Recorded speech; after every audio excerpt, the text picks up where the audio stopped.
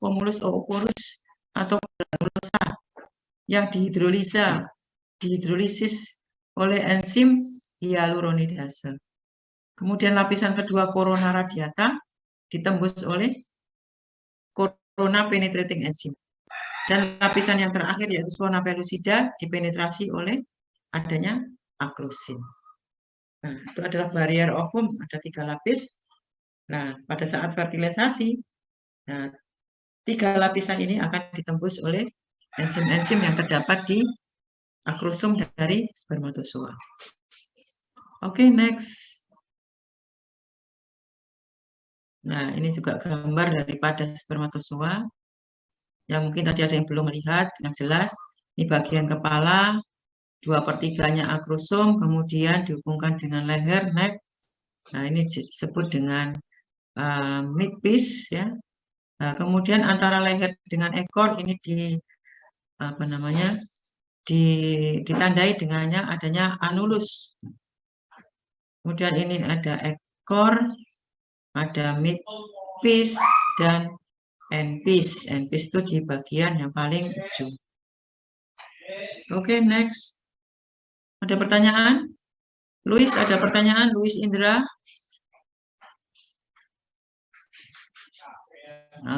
Where are you? Luis Indra, where are you?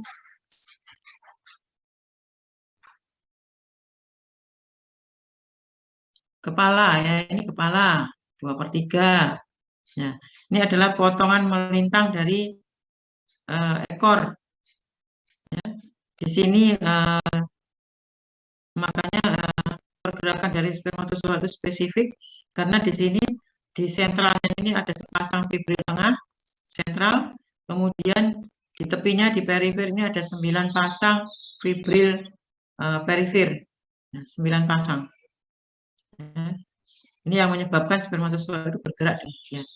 Nanti praktikum Anda bisa melihat pada saat praktikum nanti kita lihatkan ya. Oke, next. Nah, ini juga ya sudah mengerti semua ya. Kepala, leher, kemudian ada ekor. Oke, next. Nah, ini. Spermatozoa itu normal tadi kan kepalanya oval ya. Kalau itu di ruminansia, beda kalau di unggas dan di rat. Nah, sekarang kok ada abnormalitas spermatozoa? Nah, bentuk daripada spermatozoa yang abnormal itu meliputi abnormal primer dan abnormal sekunder. Ada yang disebut dengan primer, ada yang sekunder.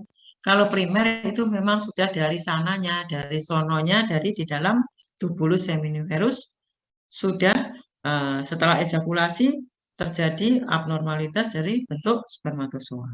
Tetapi kalau abnormalitas sekunder itu karena didapat setelah ejakulasi atau pada saat menjelang ejakulasi kita beri bahan-bahan yang teratogenik, maka pada saat ejakulasi kita temui banyak kepala, leher dari spermatozoa yang abnormal. Biasanya kalau kita memberikan bahan yang teratogenik, sifatnya teratogenik, ya tujuannya untuk keperluan keluarga berencana KB, maka itu diberikan bahan yang teratogenik, ya. Kemudian setelah ejakulasi dilihat, maka kepala dan ekor itu akan putus, lepas. Ya. Di kepala sendiri, ekor sendiri. Atau karena perlakuan setelah ejakulasi kita perlakukan di luar, di suhu ruang, kita papar dengan suhu panas ataukah suhu yang dingin sekali, bahkan sampai suhu beku, maka bisa terjadi abnormalitas, misalnya, ya kan, spermatozoanya menjadi kecil, mikrosefalik, atau mengkerut. Nah, itu adalah abnormalitas yang sekunder. Jadi abnormalitas itu bermacam-macam, bisa primer atau sekunder. Tapi yang paling sering adalah di bagian kepala dan bagian ekor. Coba dilihat next slide. Macam-macam dari abnormal. Nah, ini. Abnormal spermatozoa yang primer itu adalah makrosefalik, kepalanya besar, melebihi normal, atau mikrosefalik, lebih kecil dari normal. Kepalanya pendek dan melebar, itu juga abnormal. Kepalanya pipih memanjang, kepala piriformis, kepala ganda, double, ya, ada kepalanya double, ada yang ekornya juga double, rangkap, atau ekor melingkar, ya, tidak lurus, itu dikatakan abnormalitas yang primer. Sedangkan abnormalitas yang sekunder itu biasanya ekor putus, ya, kepala tanpa ekor putus, kemudian bagian tengah melipat, dan adanya butiran sitoplasmik droplet, kemudian akrosom juga terlepas. Itu yang sekunder juga bisa. Ya. Oke, next. Next, ada gambar-gambar. Nah, ini gambar-gambar ya. Yang merah ini ya. Nah, merah ini. Nah, ini ada ekor yang melingkar. Ya, ini ekornya melingkar. Ini disebut berarti termasuk abnormal. Ya, kalau ini yang normal, ya, yang di atas spermatozoanya berwarna putih, ya, dengan pewarnaan eosinogrosin, kemudian dibuat preparat ulas. Setelah kita periksa, ternyata bagian kepala ini berwarna putih. Berarti dia tidak menyerap warna. Berarti spermatozoa ini masih hidup. Membrannya masih intak. Tapi kalau yang di bawah ini, spermatozoanya masih hidup, tetapi ekornya abnormal, melingkar. Nah, meskipun hidup, tetapi karena ekornya melingkar, maka dia tidak bisa bergerak sampai menuju ke tuba Fallopiae. Akhirnya juga tidak bisa membuahi sel telur, meskipun hidup. Jadi yang bisa membuahi adalah yang hidup dan yang ekornya tidak melingkar, tidak abnormal. Nah, di sebelah kanan ini ada putih juga, ini adalah yang normal, yang hidup. Spermatozoa yang hidup itu tandanya demikian. Sedangkan yang mati berwarna merah. Sebelahnya berwarna merah, kepalanya. Nah, karena membrannya sudah rusak, maka larutan pewarna dari luar ini bisa masuk ke dalam, ya, kemudian memberikan warna kemerahan atau pink pada bagian kepala.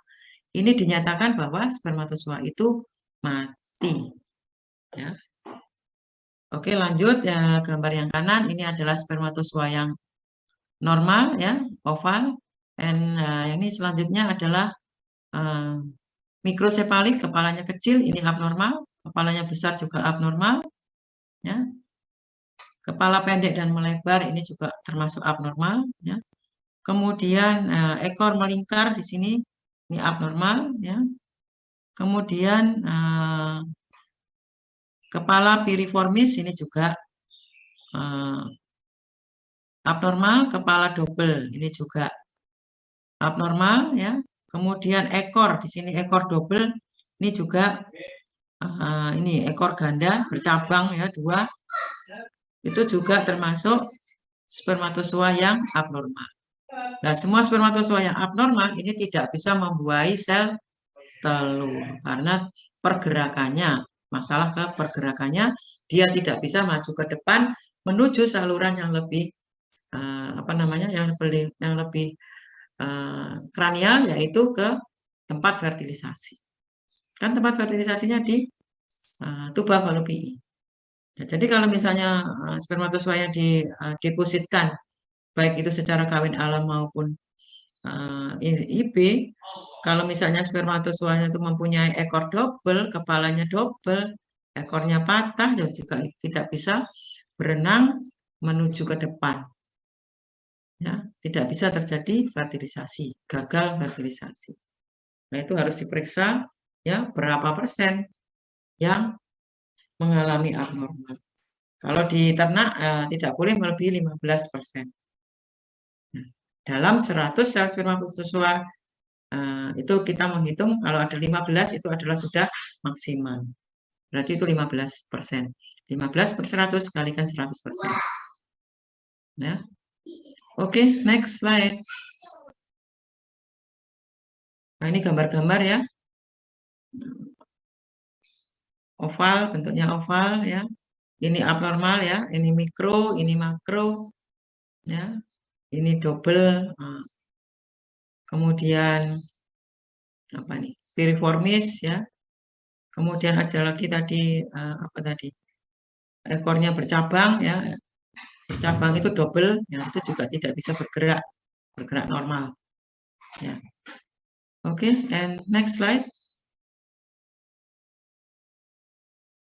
Nah, sekarang kelenjar aksesoris ya tadi sudah Ibu sebutkan memberikan energi, pergerakan, menetralisir saluran reproduksi ya.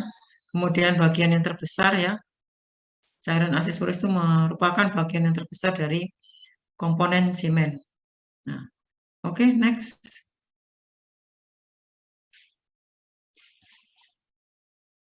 Ini sudah tadi ya, kelenjar prostat itu berkembang bagus di anjing kucing, vesicula seminalis, bulbo urethralis atau koper itu berkembang pada sapi, domba, kambing, kuda, kerbau, dan babi. Ya.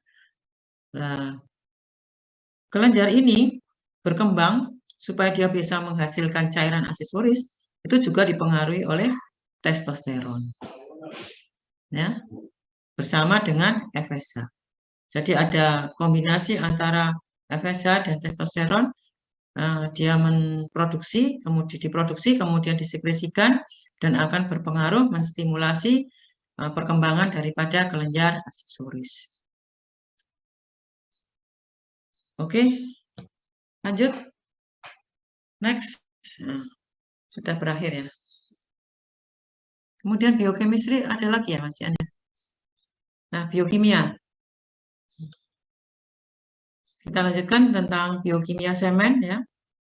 TIK dari biokimia semen adalah mahasiswa dapat mengerti pentingnya plasma semen beserta kelenjar aksesoris terhadap fungsi spermatozoa secara biokimiawi. Pokoknya kimiawi spermatozoa, plasma semen, dan metabolisme spermatozoa. Oke, next. Nah, ini biokimia tadi sudah ya.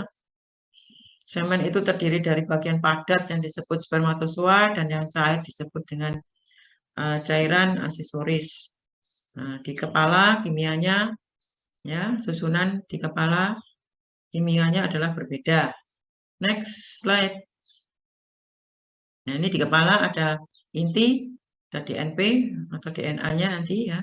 Kemudian akrosom, di leher ada lipoprotein, sitokrom, enzim, aerob dan anaerob. Nah, ini fungsinya tadi apa? Di leher ada mitokondria yang sebagai dapur daripada spermatozoa untuk mengubah energi menjadi ATP. Sedangkan pada ekor ada plasmalogen sebagai energi endogen yang terdapat pada spermatozoa. Kemudian juga ada enzim, juga ada protein keratin. Oke, next slide. Nah, DNA yang terikat oleh protein ya, DNP tadi. Nah, DNA terdiri dari 4 asam amino ya, 1 molekul asam fosfat, 1 molekul gula deoksiribosa, 1 mol purin atau pirimidin, ya, terdiri dari guanin, adenin, sitosin, dan timin. DNA kadarnya rendah. Kalau DNA itu kadarnya rendah, maka kesuburannya juga akan rendah. Maka kita bisa mendeteksi apakah hewan jantan itu kesuburannya rendah, bisa memakai kadar DNA dengan pakai spektrofotometer. Nah, kalau kadarnya rendah, berarti kesuburannya juga rendah. Maka misalnya dikawinkan bolak-balik ya, tidak akan jadi karena DNA-nya sangat rendah. Nah, ini DNA rendah ini hubungannya dengan apa? Dengan saat tadi spermiogenesis. Ya, tahap dari spermatid menjadi spermatozoa. Nah, itulah. Nah, nanti kita lebih ke molekuler lagi untuk S2-nya ya. Bisa gabung ke S2. Silahkan. Oke, next slide. Polisakarida akrosomal itu adalah gabungan antara protein dan polisakarida. Karbohidrat di sini ada 4 macam gula, fruktosa, manosa, galaktosa, heksosamin. Fungsinya juga berhubungan erat dengan perubahan karakteristik dan pembengkakan pada akrosom akibat cold shock atau sudah tua. Jadi hubungannya di sini dengan cold shock artinya shock karena dingin, karena disimpan pada suhu dingin atau dibekukan pada suhu yang -196.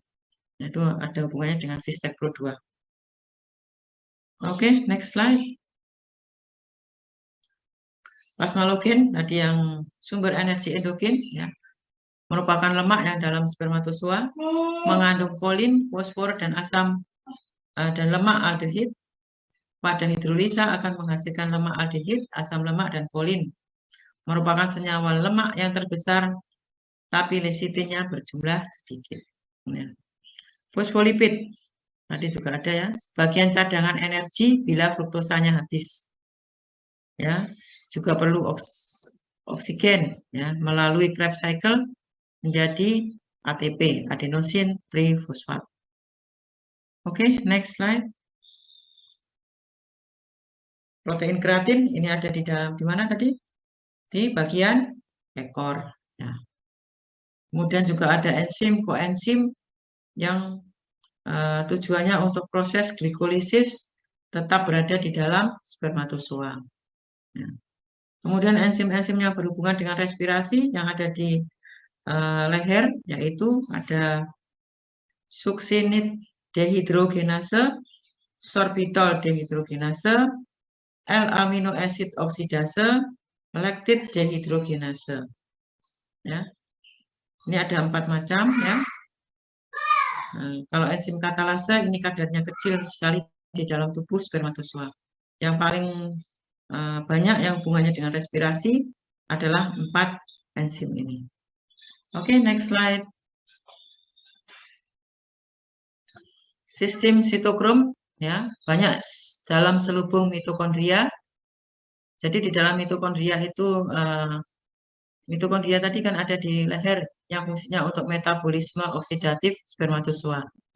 Nah, di situ ada sistem sitokrom yang namanya. Jadi nanti misalnya Anda mau mendeteksi apakah mitokondria ini masih berfungsi atau tidak, ya, misalnya Anda penelitian, itu yang dilihat adalah sitokromnya. Sitokrom itu adalah suatu protein.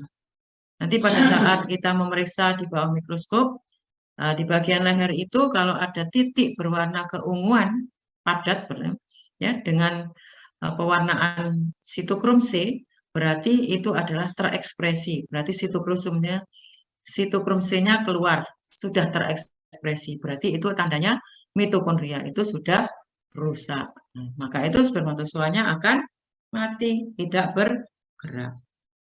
Nah, sitokrom di sini ada sitokrom A, A3, B, dan C. Nah, nanti kita perdalam lagi di S2.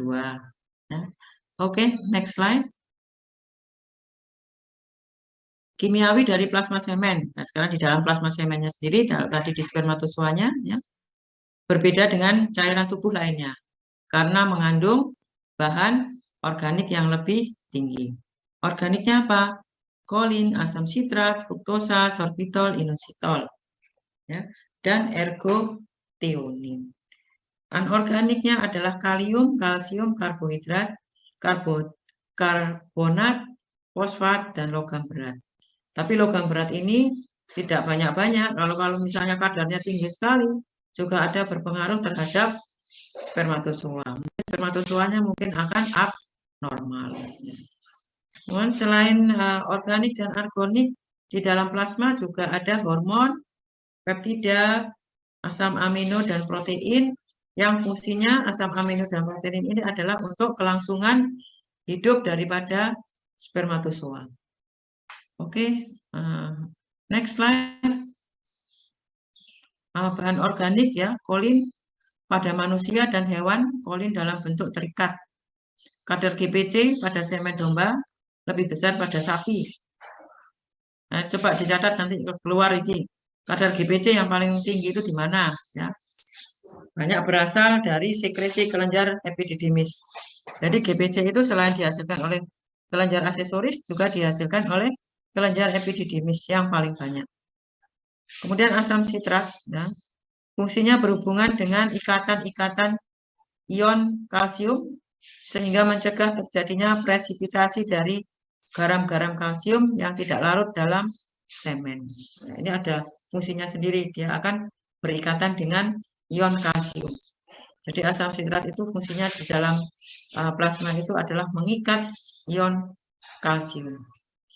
Pada manusia sebagian besar dihasilkan asam sitrat ini oleh kelenjar prostat. Sedangkan pada sapi, domba, babi, kuda dihasilkan oleh vesikula seminalis. Oke, next slide. Fruktosa. Energi utama kan tadi sebagai sumber energi, jumlahnya bervariasi. Nah, jadi misalnya pada domba atau sapi, di dalam plasma semen itu jumlahnya bervariasi, tidak sama besarnya. Ya. Kadarnya bisa dihitung, kalau kita juga akan melakukan penelitian juga bisa dihitung. Ya. Kemudian spermatozoa dalam tubulus semiferus dan epididymis belum mampu bergerak. Jadi Ibu katakan pergerakannya adalah secara pasif, ya, karena belum cukup tersedia fruktosa yang didapat setelah dia mencapai ke ampula. Fruktosa dihasilkan oleh vesikula seminalis sebagai sumber energi untuk metabolisme anaerob. Ya, oke. Kemudian sumber energi ini kalau sudah terbentuk ATP banyak, hasil akhirnya yaitu asam laktat. Asam laktatnya tinggi. Nah, kalau sudah tinggi akan meracuni dari spermatozoa. Akhirnya spermatozoa itu akan mati. Oke, next slide. Ayam dan unggas, ya, fruktosa tidak ada, ya, maka sebaiknya kalau Anda akan melakukan IB, membuat bahan pengencer, dalam medianya harus ditambah dengan fruktosa. Kuda dan babi sedikit sekali. Nah, catat ini ya, fruktosa sedikit sekali pada apa, ayam punya apa tidak. Nah, nanti ini UTS biasanya ya, keluar. Kelinci selain fruktosa juga glukosa. Sekarang inositol. Inositol ini yang paling tinggi kadarnya adalah pada babi dibandingkan pada hewan lainnya. Hewan lainnya juga ada inositol, tapi yang paling tinggi kadarnya adalah babi. Ya, catat ini inositol di babi yang paling tinggi. Oke, sudah banyak tadi ya, soal-soal tadi ada berapa tadi yang sudah. Nah, oke, next slide. Ergotionin. Ergotionin ini tinggi pada babi dan kuda. Juga dicatat ergotionin. Babi dan kuda ini kadarnya tinggi. Mereduksi senyawa perak, nitrat, yodium, dan diklorofenol, indofenol. Ya, ergotionin ini fungsinya dia mereduksi senyawa perak, nitrat, yodium, dan diklorofenol, indofenol. Oke, tertinggi kadarnya babi dan kuda. Diingat itu. Oke, next slide. Zat anorganik dalam plasma ini juga penting ya. Tadi ada kalium, kalsium, Fe, Mg ya. Kalsium harus rendah ya. Tadi sudah Ibu jelaskan, kalsium itu rendah karena fungsinya jelek kalau kalsiumnya tinggi. Kalau kalium harus tinggi. Ini baik untuk memperbaiki daya tahan hidup. Natriumnya juga harus tinggi. Kloridanya juga harus tinggi. Tapi yang paling bagus adalah kaliumnya yang harus tinggi. Kalau natrium klorida ini tidak begitu berfungsi. Ya. Kalsiumnya harus rendah. Kalau tinggi sekali, maka spermatozoanya juga akan mati semua. Oke, next slide. Logam berat, ya ini Mg, Zn, Fe, Cu, tembaga, ini juga harus, semuanya harus rendah. Ya. Tidak boleh tinggi. Kalau misalnya tinggi, misalnya Anda harus curiga, misalnya hewan itu dipelihara di daerah pesisir. Ya, mungkin minumannya akan tercemar atau minumannya dari sumber air yang mengandung logam berat. Nah, mungkin bisa dalam jangka panjang pasti akan berpengaruh terhadap spermatogenesis. Jadi mungkin bisa Anda penelitian ternak yang dipelihara atau perawatannya di pesisir. Nah, bedakan dengan yang di dataran tinggi. Kadar logam beratnya bisa. Oke. Next.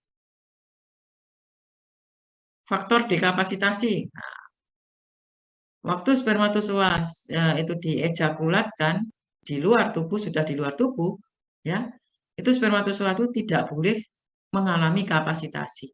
Maka supaya untuk meredam supaya tidak terjadi kapasitasi, maka di dalam cairan aksesoris atau plasma itu ada bahan yang disebut dengan uteroglobin, transglutaminase, dan D-fruktosa. 3 bahan inilah dia yang akan meredam terjadinya kapasitasi. Catat ini nanti ada ujian keluar. Ada 3 faktor ya, maka setelah ejakulasi itu spermatozoa tidak mengalami kapasitasi. Tetapi kalau nanti untuk diinginkan untuk preparasi bayi tabung, penyiapan bayi tabung, maka spermatozoa itu bisa ditambahkan suatu medium ya, misalnya BO, BSA, kafein yang akan menyebabkan spermatozoa itu mengalami kapasitasi sehingga siap untuk dipertemukan dengan sel telur yang sudah mengalami pendewasaan. Nah, pendewasaannya juga di luar tubuh, sel telurnya sama-sama. Oke. Next. Nah, ini adalah metabolisme jalan daripada spermatozoa itu bagaimana menggunakan sumber energi. Nah, ini ada energi utama ya, fruktosa, kemudian diubah menjadi fruktosa fosfat, triose fosfat, asam pirufat ya. Nah, kemudian dia di sini akan menghasilkan ATP. Nah, dari fruktosa sampai menjadi ATP ini dia mengalami jalan yang disebut dengan Embeden-Meyerhof pathway. Di sini tidak butuh oksigen. Nah, kemudian hasil akhirnya akan menjadi asam laktat. Nah, asam laktat ini kalau sudah menumpuk akan menyebabkan racun bagi spermatozoa. Nah, jelas ya, dari fruktosa ya, ini di dalam plasma semen kan tadi. Kemudian energi yang kedua, kalau fruktosa habis dia menggunakan sorbitol. Dengan bantuan sorbitol dehidrogenase dia dirubah menjadi fruktosa. Sorbitol dehidrogenase di mana tadi? Di mitokondria. Ya. Berubah menjadi fruktosa, kemudian selanjutnya akan dirubah menjadi ATP, hasilkan juga asam laktat. Nah, dua energi inilah energi utama yang digunakan sebagai metabolisme.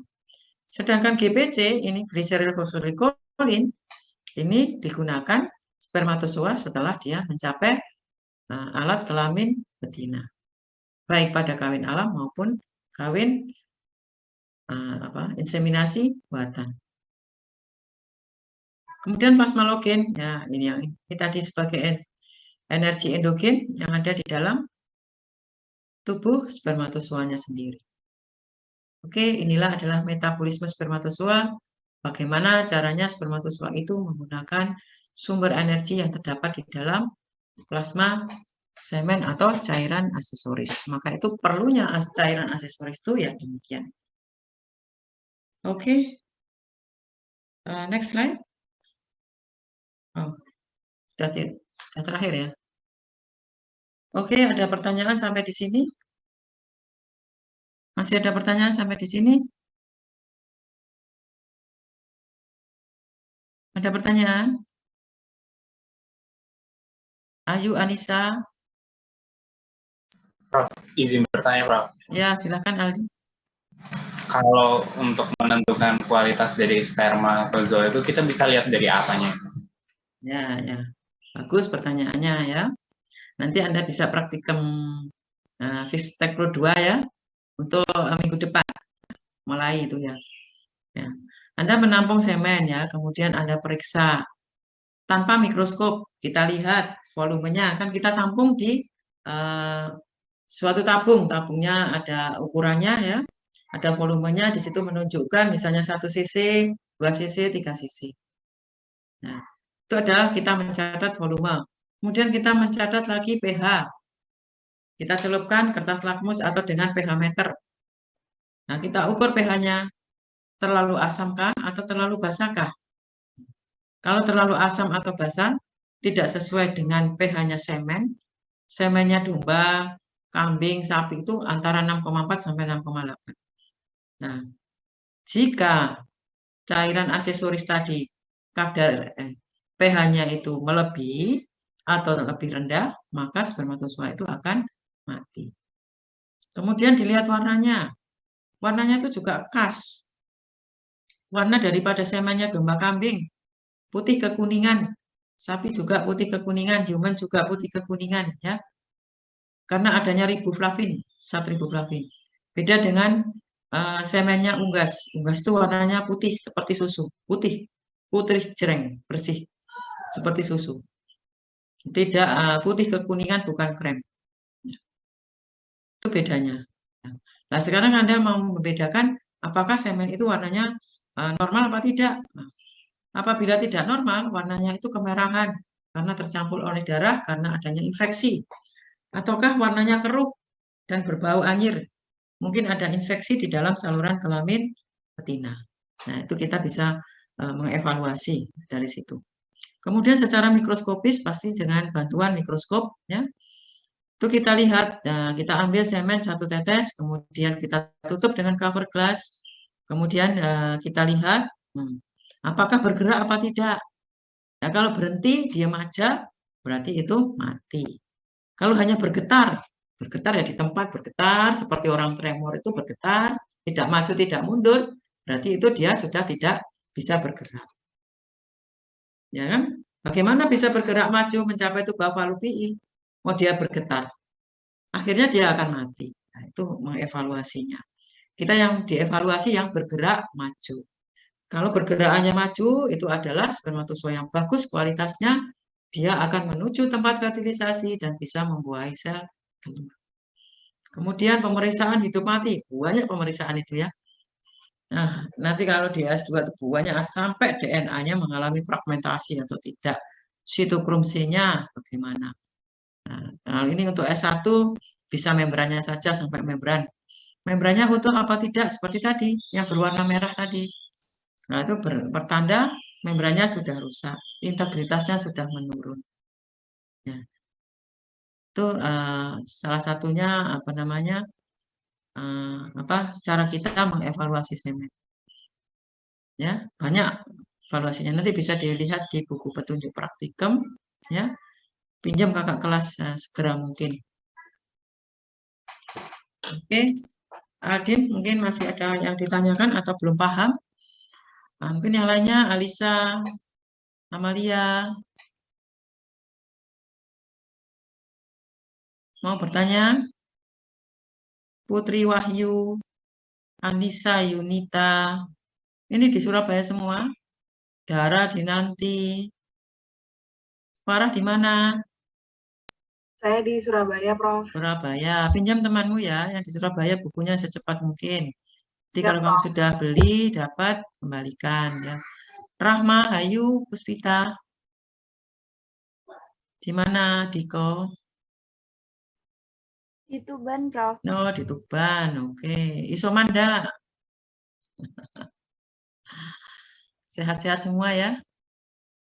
Oke, semoga sehat semua, tidak ada yang yang tertular ya, tidak kena ya.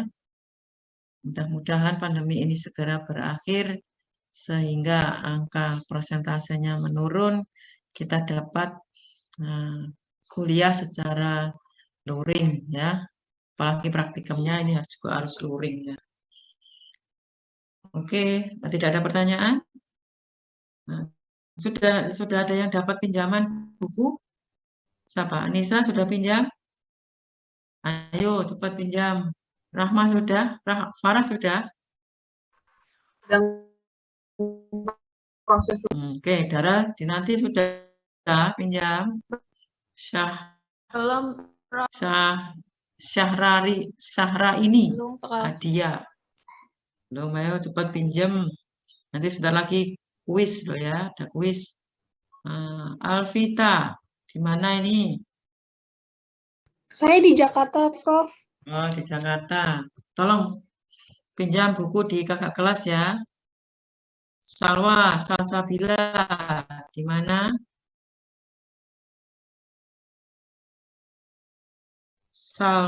Salsabila.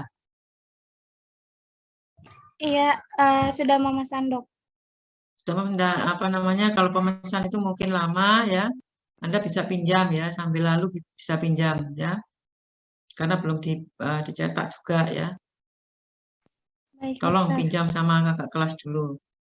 Elias Tio. Elias, mana kameranya?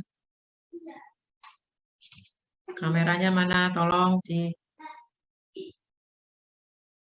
dibuka kameranya. Nanti waktu luring ketemu nanti nggak tahu nanti ya. Muhammad Ardiansyah Putra di mana? Iya, Prof. Di Sidoarjo, Prof. Sidoarjo, pinjam ya temanmu. Ya, siap, Prof. Ya. Cepat pinjam, usahakan nanti cepat pinjam. Berliana Febriani di mana?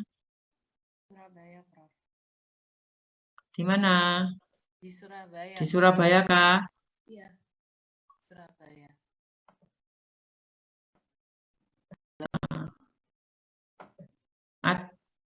Aditya Teguh di mana? Di Surabaya, Prof. Surabaya ini kayaknya di Surabaya ini ya. Ya pinjam buku temannya ya atau kakak kelasnya yang sudah koas atau yang sudah semester 8 ya. Maria Keiko di mana nih? Di Tangerang, Jakarta. Di Surabaya, Prof. Oh, di Surabaya. Pinjam temannya ya. Iya, siap, Prof. Oke, yang lainnya belum Ibu sapa satu-satu ya. Next time ya. Ya. Sudah kenal sebagian Ayu Kusuman Ningrum, maka itu kameranya kamu buka ya kan. Clarentina. Sudah. Rifda Aurora. Oke. Ya. Oke, next time kita bertemu lagi, kita sapa satu-satu lagi ya. Louis Indra. Di Surabaya, di Surabaya. Di Malang, Prof. Oh, di Malang, pinjam temannya ya. Isa Tama. Surabaya, Prof. Surabaya, ayo pinjam temannya, banyak di Surabaya, ayo. Ya. Oke, ada pertanyaan Mas ya? Tentang topik hari ini? Tentang topik hari ini? Nggak ada? Nah, kalau tidak ada, Ibu akhiri ya. Mudah-mudahan Anda paham yang Ibu jelaskan tadi mengenai saluran reproduksi jantan, spermatogenesis, dan biokimia semen. Ya.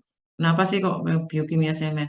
Nantinya itu diproduksi, kemudian kita preservasi, kita awetkan untuk keperluan inseminasi buatan atau kawin suntik. Ya. Maka itu kita dasarnya harus tahu dulu. Ya. Oke, next time kita ketemu lagi pada topik yang lain ya. Mudah-mudahan bisa dipahami dan ilmu yang Ibu berikan mudah-mudahan bermanfaat bagi kalian kelak. Ya. Ibu akhiri, wassalamualaikum warahmatullahi wabarakatuh. Salam sehat semua. Yuk. Yes.